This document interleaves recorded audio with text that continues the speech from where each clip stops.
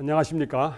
오늘 구과 마음의 우상들이라고 하는 제목 함께 살펴보겠습니다. 기억절 말씀은 마태복음 18장 1절입니다. 그때에 제자들이 예수께 나와 가로되 천국에서는 누가 크니까?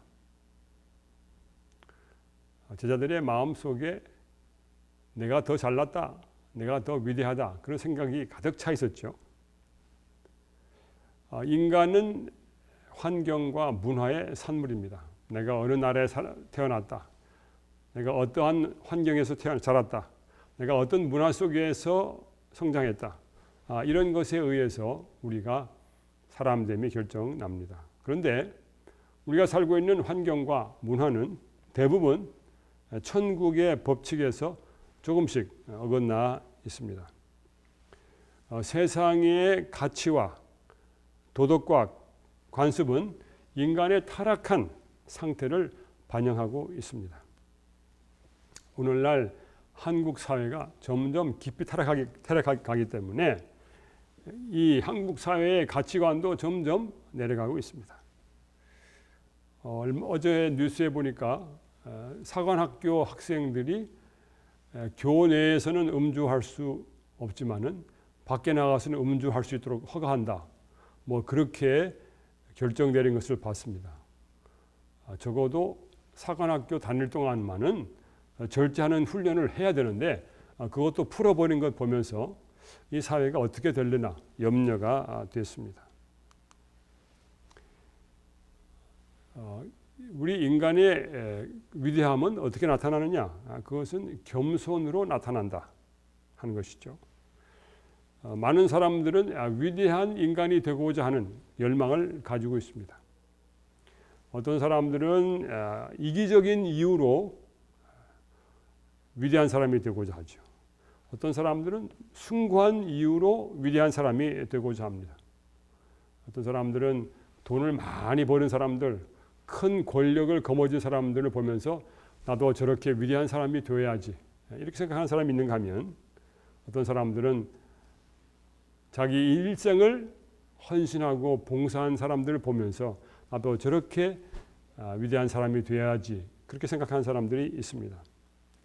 그런데 참된 인간의 위대함이라고 하는 것은 업적으로 평가되는 것이 아니죠. 오늘날 대학이나 사회나 기업이나 모두 다 사람을 업적으로 평가하고 있습니다. 그 사람의 내면을 평가하려고 하지 않습니다. 정말 중요한 것은 사람됨입니다. 사람은 그 사람의 내면의 상태로 평가가 되는 것이죠. 그래서 예수님께서는 어린 아이와 같은 겸손을 이야기하셨습니다.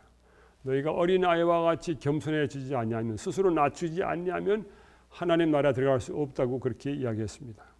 그러면 구체적으로 어린 아이와 같은 겸손이 뭡니까? 그러면 나도 몸을 낮춰가지고 땅에서 기어다니면 되겠다, 어린 아이처럼 그러면 되겠다, 그런 뜻이 아니죠. 어린 아이와 같은 겸손이라고 하는 것은 하나님의 말씀을 그대로 순종하는 것을 의미합니다. 많은 사람들이 잘못된 길로 갔습니다. 그런데 대부분의 사람들, 잘못된 길로 간 대부분의 사람들은 자기가 가고 싶은 길로 간 것입니다. 만약에 여러분들이 자기가 가고 싶은 길로 가가지고 잘못된 길에 들어섰다는 걸 깨닫게 됐다고 하면은 하나님께 대한 순종으로 그분의 길로 돌아서야 할 것입니다. 예수님께서 여러 번 당신의 제자들 가운데서 이 원칙을 세우려고 노력하셨다. 야고보와 요한이 무리 가운데 뛰어나게 되기를 요구하였을 때에 그분은 너희 중에 누구든지 크고자 하는 자는 너희를 섬기는 자가 된다고 말씀하셨다. 내 나라에는 편애와 최상권의 원칙은 없다. 우리의 위대함은 겸손의 위대함이다. 유일의 영예는 다른 사람에게 헌신적으로 봉사함에서 찾을 수 있다. 그래서 위대함이 어려운 것입니다. 남을 짓누르고 짓밟고 올라서면은 위대하게 된다. 그러면 참으로 위대함이 쉽죠. 그러나 자꾸만 내려감으로 아래로 내려가서 헌신하고 봉사함으로 위대하게 되기 때문에 참으로 위대한 사람을 찾아보기가 어려운 것입니다. 예수님은 그것을 우리에게 가르쳐 주셨죠.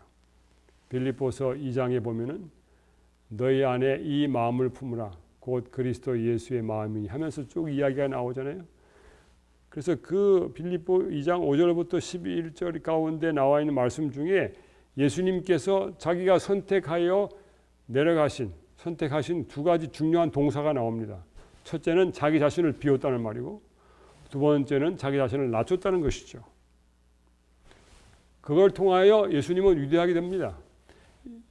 그래서 결국 하나님께서 예수님을 모든 이름 위에 뛰어난 이름을 주게 하사 모든 존재들이 예수님의 이름에 무릎을 꿇게 하시고 예수님을 주라고 시인하게 하셨다. 그렇게 이야기했습니다. 우리가 점점 내려갈 때에 우리는 위대하게 될 수가 있습니다. 그러나 예수님의 제자들은 그러한 중요한 교훈을 아직 배우지 못했던 것이죠. 우리가 겸손함으로 위대하게 되기도 하지만은 또한 우리는 용서를 베풀므로 위대하게 될 수가 있습니다. 용서 자체가 위대한 것입니다. 여기 마태복음 18장에 베드로가 예수님께 이런 질문을 하죠. 형제가 내게 죄를 범하면 몇 번이나 용서하여 주리이까? 7번까지 하오리까? 베드로는 마음이 좀 넉넉한 사람이었습니다. 3번까지는 해주지만은 7번 아주 넉넉하게 이야기했습니다. 예수께서 가라사대 내게 이르노니 7번뿐 아니라 70번씩 7번이라도 할지니라. 490번? 모르겠어요. 더 많을 수 있죠. 끝까지 해주라는 것이죠. 그러면서 예수님께서는 천국은 그 종들과 회개하려 하던 어떤 임금과 같으니라는 비유를 말씀해 주셨습니다. 이 비유는 여러분이 너무나 잘 아시죠. 1만 달란트 빚진 이 임금님의 종이 임금님에게 불려 나왔어요. 갚으라 그랬어요. 그런데 그 종이 뭐라고 그랬습니까? 갚겠습니다 그랬어요. 여러분 1만 달란트가 얼마나 됩니까? 다음 페이지에서 우리가 1만 달란트가 얼마나 되는지 말씀을 드리겠습니다. 그랬더니 임금님이 보시고 어이가 없으셨죠. 절대로 갚을 수 없는데 자기가 갚겠다는 것입니다. 어이도 없고 너무 불쌍해서 야 우리 없는 걸로 하자. 없는 걸로 하자. 탕감해 주겠다. 너 빚 안 진 거다. 그렇게 하고 그 사람의 빚을 다 용서해 주었습니다. 그런데 이 사람이 그 자리를 떠나서 나가다가 자기 동료를 만났습니다. 그런데 그 동료는 이 사람에게 100데나리온을 빚을 진 사람이었죠. 그 사람의 목을 잡고 돈을 갚아라. 너 안 갚으면 내가 너 옥에다가 쳐넣겠다. 갚을 때까지. 그렇게 해서 그 사람을 옥에다 쳐넣었습니다. 그 보고가 임금님에게 들어갔습니다. 그래서 임금님이 그 사람을 다시 불러가지고 그 사람에게 다시 다 갚으라고 그렇게 이야기를 하였습니다. 자, 이제 우리가 한 달란트와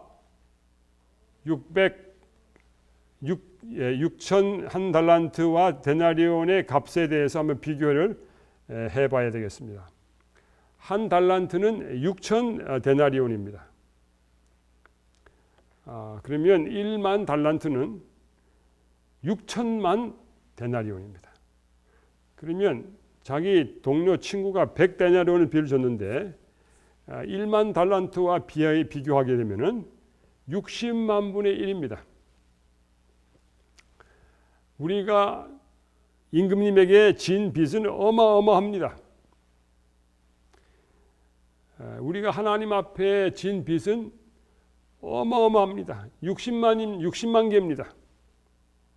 그러나 다른 사람이 우리에게 끼친 손해와 상처는 너무 작은 것입니다. 그런데 우리는 계산을 어떻게 하느냐면은 하나님 앞에서 우리는 정말 훌륭한 존재고 우리가 하나님께 지은 죄는 대수롭지 않은 것으로 생각하고 내 이웃이 나한테 조금만 잘못해도 그것이 1만 달란트 같이 크게 우리 생각에 들어오는 것입니다. 우리 주변에 있는 사람이 나한테 아무리 못되게 한다 하더라도 내가 하나님 앞에서 섰을 때에 내가 죄인 된 것은 다른 사람들이 나한테 못되게 한 것에 비하면 내가 하나님 앞에 죄인 된 것이 더 크다는 사실을 우리는 모르는 것이죠. 우리 주변에 있는 사람들이 내게 손해 입히고 나를 씹어먹고 나에게 상처를 입히고 이 한 모든 것을 다 합해봐야 100데나리온에 불과합니다. 그러나 내가 하나님 앞에 서 있는 죄인으로서 내가 하나님 앞에 지은 죄는 1만 달란트에 해당하는 것입니다. 우리 그것을 잘 이해를 못하고 있습니다. 만약에 우리가 그걸 이해한다고 하면 우리는 우리 이웃에 대하여 훨씬 더 너그러워질 것입니다. 데나리온과 달란트를 비교해 보면은 데나리온은 4g의 은전입니다. 그건 하루의 품삯입니다. 그런데 달란트는 20kg나 40kg의 금이나 은으로서 16년의 품삯입니다. 자, 그러면 16년의 품삯이 한 달란트라고 그러면은 1만 달란트면 16만 년의 품삯입니다. 우리가 어떻게 16만 년을 살 수 있습니까? 절대로 갚을 수 없는 빚입니다. 여러분들 그냥 보시라고 제가 여기 데나리온 그림을 하나 얹어 놨습니다. 우리가 하나님 앞에 진 그 빚은 절대로 갚을 수 없는 빚입니다. 우리의 죄는 정말 큰 것입니다. 그렇기 때문에 하나님께서 예수님을 보내주셔서 그 빚을 갚게 하신 것이죠. 만약에 우리 자신이 하나님 앞에서 큰 죄인이라는 인식이 있다고 하면 나를 괴롭힌 사람들, 나에게 손해를 입힌 사람들을 용서할 수 있을 것입니다. 바울은 그의 인생의 마지막에 자기가 죄인 중에 괴수라고 그렇게 인정을 하였습니다. 자기가 죄인 중에 괴수라고. 주변에 있는 많은 사람들이 죄인이겠지만은 자기는 더 큰 죄인이라고. 그렇게 자기가 죄인의 괴수라고 하는 것을 깊이 느꼈던 것은 그가 하나님 앞에 가깝게 나가고 십자가 아래 가깝게 나가기 때문에 자기의 진정한 모습을 발견한 것이죠. 우리가 우리의 진정한 모습을 발견하게 되면 우리는 하나님 앞에서 1만 달란트 빚진 자라는 것을 확인하게 될 것이고 우리 주변에서 우리를 못살게 굴고 우리에게 해를 끼친 사람들, 우리를 씹어먹은 사람들, 그 사람들이 우리에게 끼친 그 해와 그 악한 것은 겨우 기껏해야 100달란트에 불과하다는 것을 알게 될 것입니다. 우리는 용서할 때 누구를 위해 용서합니까? 반드시 우리는 용서해야 됩니다. 우리가 남을 위해 용서한다고 하는데 결국 그것은 자신을 위한 용서가 되는 것입니다. 여러분 용서 못 해보세요. 잠을 잘 수 있습니까? 못 잡니다. 많은 사람들이 병에 걸립니다. 용서 못해서 미워해서 병에 걸립니다. 저 인간 보기 싫어서, 저 인간 지긋지긋해서 내 속에 골병이 드는 것입니다. 여러분 자기 자신을 위해서라도 남을 용서하시기 바랍니다. 정말 용서가 안 되면 내 자신을 위해서 남을 용서하십시오.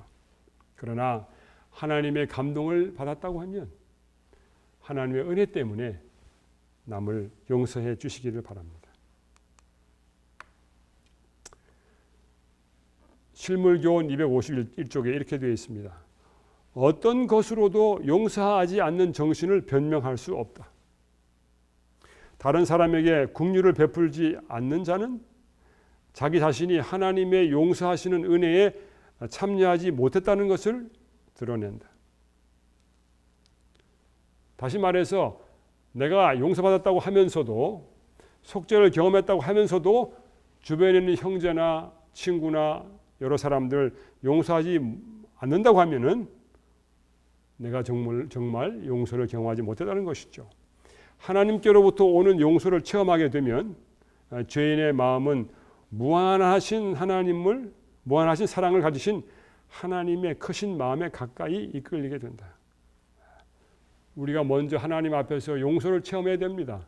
1만 달란트 빚진 자라고 하는 인식 속에서 하나님의 용서만이 나를 해방시킬 수 있고, 내 죄를 용서해 줄 수 있는 분은 곧 하나님밖에 없고, 내 죄를 덮을 수 있는 것은 예수 그리스도의 보혈밖에 없다고 하는 분명한 인식과 예수 그리스도에 대한 믿음, 그걸 통하여 우리가 용서를 경험하게 될 때에 비로소 우리는 우리 이웃에 있는 사람들에게 너그러운 마음을 가지고 용서할 수 있게 되는 것이죠. 하나님께로부터 흘러나오는 동정의 조류는 죄인의 심령으로 흘러 들어가고 그에게서 다시 다른 사람의 심령으로 흘러 들어간다. 용서의 경험이죠. 예수님께서 이 땅에 교회를 세웠어요. 그 교회를 왜 세웠어요? 용서가 무엇인지를 알려주려고 세운 것이죠. 용서의 공동체가 바로 교회인 것입니다. 화요일 소지로 넘어갑니다. 마음의 우상들이죠. 유명한 이야기입니다. 어떤 사람이 예수께 와서 선생님, 내가 어떻게 무슨 선한 일을 하여 영생을 얻으리이까? 마태복음 19장 16절의 말씀이죠. 예수님과 대화하는 가운데 이 사람은 예수님께서 계명을 지키라 했더니 자기가 계명을 다 지켰다고 이야기했습니다. 우리 가운데 그렇게 계명을 다 지켰다고 장담할 사람 별로 없죠. 적어도 이 사람은 자기의 눈에 보기에 계명을 다 지킨 것이죠. 화인 여사는 이렇게 이야기했습니다. 이 관원은 자기 자신의 의의를 높이 평가했다. 그는 어떤 결점이 있다고 생각하지는 않았으나 그러면서도 완전히 만족할 수는 없었다. 뭔가 빠졌다는 걸 자기가 느꼈죠. 그는 그가 갖지 못한 어떤 것의 필요를 느꼈어요. 그래서 예수님께서 어린 아이들에게 복을 주시는 것을 보면서 자기에게도 예수님이 그렇게 복을 주시면은 그것이 채워지지 않을까 이렇게 생각한 것이죠. 자기 영혼의 필요를 만족시켜 줄 수 있다고 생각했던 것이죠. 그런데 예수님과 이야기가 다 끝난 다음에 그가 예수님을 떠나가 버렸죠. 그래서 화인 여사는 이렇게 그를 평가했습니다. 하나님의 계명을 지켰다는 그의 주장은 기만이었다. 거짓이었다는 말이죠. 그는 재산이 자기의 우상임을 보여주었다. 여러분, 하나님의 계명은 무엇입니까? 사랑하는 것이죠. 내 몸과 정성과 힘과 모든 것을 다하여 주 너의 하나님을 사랑하는 것이죠. 이 사람은 힘과 뜻과 정성을 다하여 자기의 재산을 사랑하는 것이죠. 세상이 그의 애정의 첫째 자리를 차지하는 동안 그는 하나님의 계명을 지킬 수 없었다. 하나님 나라에 들어가는 조건이 뭐냐?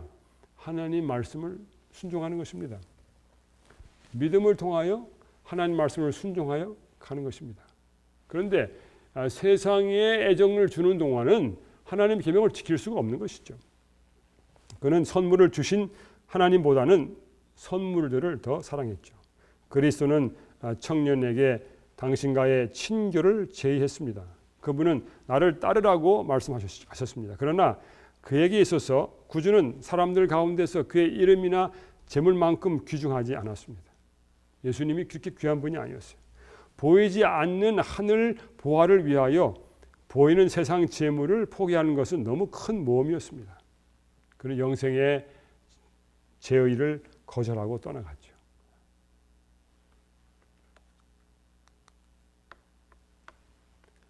참된 순종이 무엇인가? 하나님의 율법에 대한 순종은 단순히 법문에 대한 순종이 아니라 그 문자적인 순종이 아니라 실생애로 옮겨지고 품성으로 예증될 수 있는 순종이죠. 그냥 말로만 한 순종이 아니란 말이죠.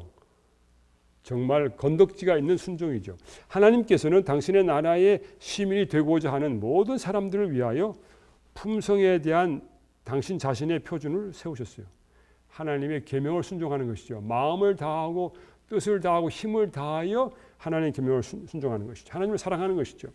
그리스도와 동역자가 되고 주여 나의 모든 소유와 나의 전 존재가 당신의 것입니다라고 말할 수 있는 사람만이 하나님의 자녀로 인정을 받을 것이다. 하나님의 자녀로 인정받는 것 쉬운 일이 아니죠. 하늘을 갈망함에도 불구하고 제시된 조건들 때문에 돌아서 버리는 것이 무엇을 의미하는지 모든 사람들은 숙고해야 한다. 조건이 있습니다. 영생의 조건이 있어요. 무조건적으로 주어지는 것이지만은 그것을 받는 사람에게는 조건이 있습니다. 하나님께서는 영생을 모든 사람들에게 무조건적으로 내려주셨습니다. 그러나 그것을 자기 것으로 만드는 데는 조건이 있는 것이죠. 여기 두 사람의 이야기가 나옵니다. 누가복음 18장에는 이 부자 청년의 이야기가 나오고 누가복음 19장에는 삭개오 이야기가 나옵니다. 이 부자 청년은 자기의 재물 때문에 예수님께 오지 못했습니다.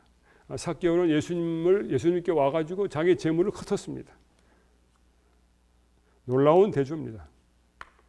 저는 이 두 사람을 비교하면서 사람으로는 할 수 없으되 하나님으로는 다 할 수 있느니라. 그 말씀이 어떻게 이루어지는지 알고 있습니다. 낙타가 바늘귀로 들어가는 것이 부자가 천국에 들어가는 것보다 더 쉽다. 예수님이 그렇게 이야기했죠. 맞습니다. 이 부자 청년은 구원을 받지 못하였습니다. 그러나 다른 부자는 구원을 받았습니다. 삭개오는 구원을 받았습니다. 진정으로 계명을 지키려고 하면은 하나님을 사랑하기 때문에 지켜야 합니다. 이웃을 사랑하기 때문에 지켜야 합니다. 그런데 구원을 얻으려고 계명을 지키다 보면은 자칫 율법주의에 빠지게 됩니다. 우리는 하나님의 계명을 순종하는 백성으로 살아야 합니다. 하나님의 계명을 순종하는 것은 우리의 힘으로 잘 되지 않습니다. 그러므로 우리는 하나님의 능력을 힘입기 위해 예수 그리스도를 믿고 성령의 능력에 힘입어서 이 계명을 순종해야 하는 것입니다. 그런데 이 계명을 순종하기 전에는 우리 속에는 새로운 변화가 일어나야 됩니다. 그 변화가 일어나는 것을 우리는 중생이라 하죠. 거듭남을 경험한 사람이 하나님의 계명을 지킬 수 있도록 된 것이 하나님의 시스템입니다. 하나님의 구원의 시스템입니다. 그래서 사람으로는 할 수 없다고 그랬습니다. 그러나 하나님으로는 할 수 있어요. 하나님을 온 마음을 다하여 또 힘을 다하여 정성을 다하여 하나님 사랑하게 할 수 있어요. 어떻게 가능하냐면은 예수님께서 십자가에 달려 돌아가심으로 하나님의 사랑이 우리 마음에 부어진 바 됐기 때문에 하나님의 사랑을 통하여 그런 사랑을 행할 수 있는 것이죠.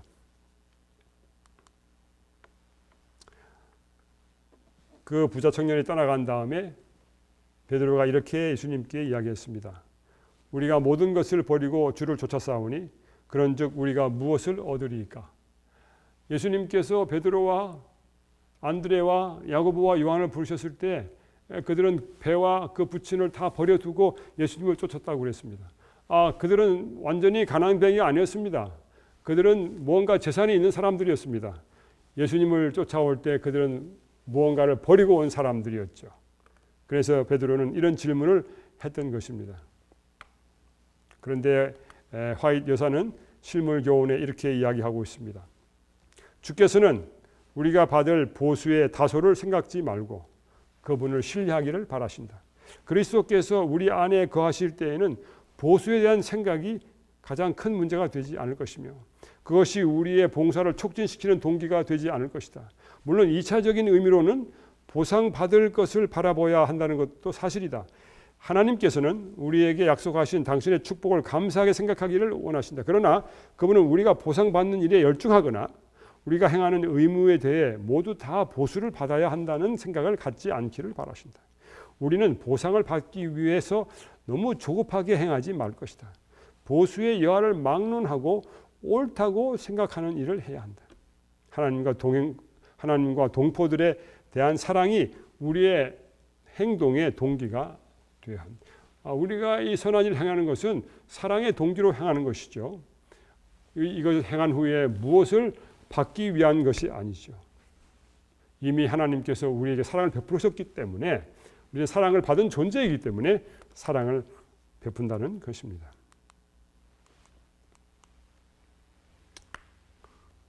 이제 또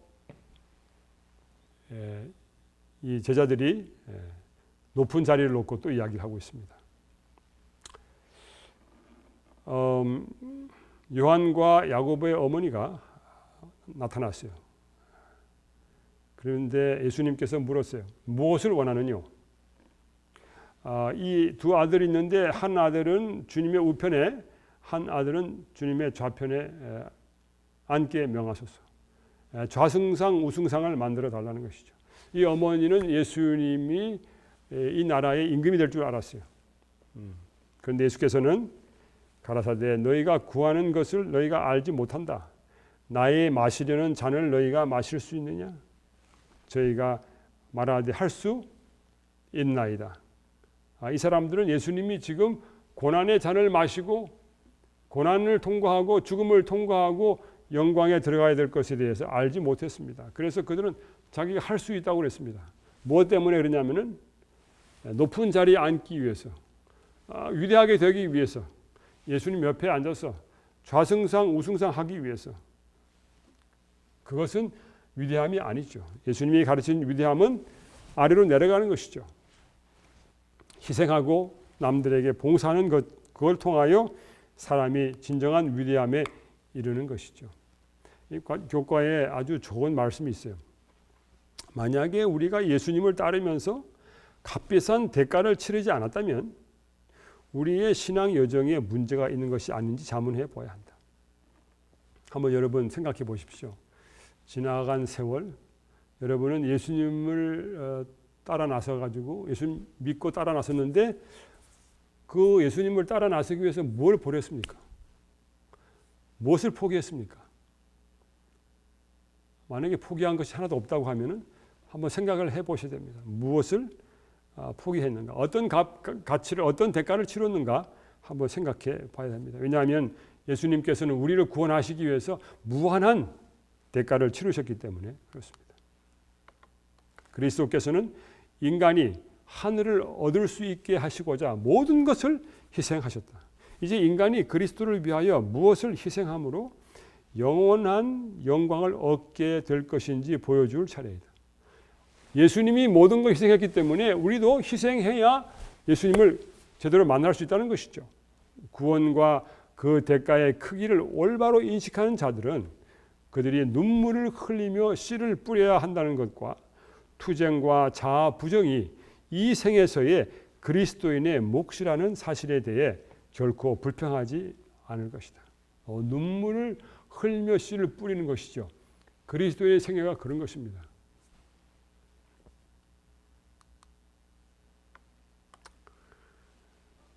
어떤 사람들은 자연 속에서 도덕적인 원칙을 발견할 수 있다고 이야기합니다. 일리가 있는 말이죠. 물론 천연계를 깊이 관찰하면 얻을 수 있습니다. 그런데 하나님으로부터 오는 계시가 없으면 곁길로 갈 수 있습니다. 아리스토텔레스와 같이 그렇게 유능한 사람도 그는 자연계를 관찰하면서 노예 제도의 필수성을 믿었습니다. 그러면서 사람들 중에는 동물 같은 사람도 있고 또 높은 사람도 있으니까 이렇게 하등 인간과 고등 인간을 나누어 가지고 이렇게 나눠야 된다 이렇게 이야기했습니다. 그래서 하등 인간들은 노예로 사는 것이 유익하다. 이것은 성경이 가르치는 그러한 원칙이 아니죠. 우리는 우리의 신앙의 원칙을 성경에서부터 분명히 찾아야 할 것입니다. 우리의 도덕적인 가치와 원칙은 오로지 하나님 말씀으로부터 나와야 하는 것이죠. 우리 이 제자들이 누가 더 높으냐, 누가 예수님의 좌승상 우승상 될 것이냐 이러한 생각이 가득 차 있죠. 오늘날 우리 재림교회도 그런 생각이 가득 차 있지 않습니까? 어느새 세상에 물결이 들어와 가지고 교회를 다 어지럽혀 놨죠. 교회 내에서도 그렇고 교회 큰 조직에서도 그렇고 그런 일이 너무나 많습니다. 자, 이제 우리는 예수님의 말씀을 따라서 겸손하게 자기 자신을 낮추는 일을 통하여 위하게 되는 이 아름다운 공과를 우리 삶 속에서 배우고 익히고 실천해야 될 것입니다. 그렇게 해서 우리 한국 재림교회 공동체가 정말 겸손을 통한 위대함, 또 용서를 통한 위대함, 그러한 그 결실이 우리 공동체 안에서 이루어졌으면 좋겠습니다. 이것을 통해서 여러분이 하나님께 큰 은혜와 감동 받게 되기를 바랍니다. 감사합니다.